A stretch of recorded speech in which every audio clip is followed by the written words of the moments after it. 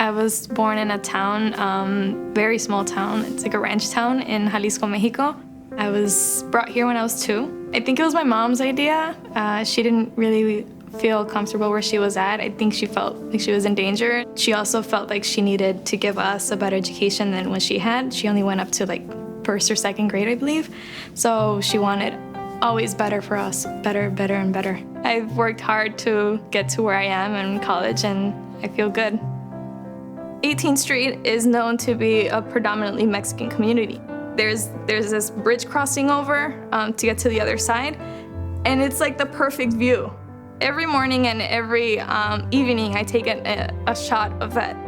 There's this eagle, and it says La Tierra de Todos, everybody's land, because it is everybody's land, and that's how it should be looked at.